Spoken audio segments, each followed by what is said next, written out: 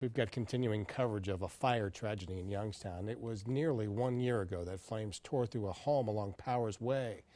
10-year-old Corinne Gump and her grandparents, Bill and Judy Schmidt, they died in that fire.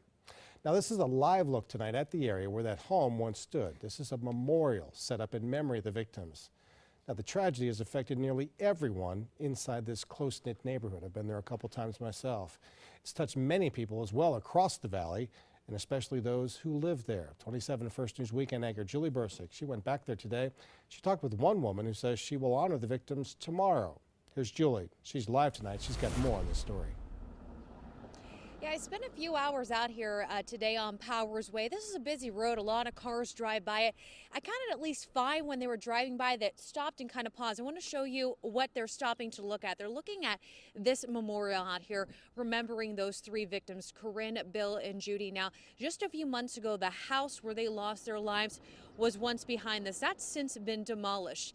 Now, getting close to that anniversary of when they lost their lives, I talked with some neighbors. They tell me those emotions, well, they're still raw. The sun tries to peek through this tree on Powers Way. The garage and this piece of wood with a cross on it is all that's left of Bill and Judy Schmidt's home. The husband and wife and their 10-year-old granddaughter, Corinne Gump, died when fire consumed the house on March 30th, 2015. When I come down my steps in the morning and look out, I can still see the flames coming out of the basement window. And I can still hear the sound of the explosion. Jean lives right across the street. Emotions are still raw for her. A year ago today, they were still living. You know, the fire hadn't been started yet. Robert Seaman is accused of setting the fire. He's also charged with murdering Bill, Judy, and Corinne. The fire happened on the day he was supposed to go on trial for allegedly raping Corinne. She was a precious child.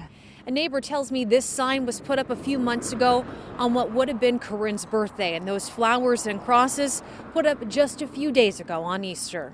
I thought this would represent Bill and Judy and Corinne. Jean found these flowers 6 months ago and plans on putting them in front of the tree on Wednesday. The pink is for Corinne, the yellow for Bill. Judy always has such nice purple flowers out front. And here's another look at this memorial out here on Powers Way. I'm told family and friends are actually to gather here tomorrow night on the anniversary of that fire to remember Bill, Judy, and Corinne. So as far as that trial for Robert Seaman, things are expected to start happening for that actual trial of it in September. There have been a number of court appearances so far by Robert Seaman. You can count on WKBN 27 First News to keep you updated on that story. Reporting live in Youngstown, Julie Bursick, WKBN 27 First News. And with a little more information about what Julie was just telling you, there's Robert Seaman. He's the man accused of starting the deadly fire. His trial is on track to start in September. The judge has been holding hearings once a month to make sure everything is done correctly, since Seaman could get the death penalty if he's convicted. All right, our team of reporters continues to track every development of this major local story. Updates anytime as well at WKBN.com.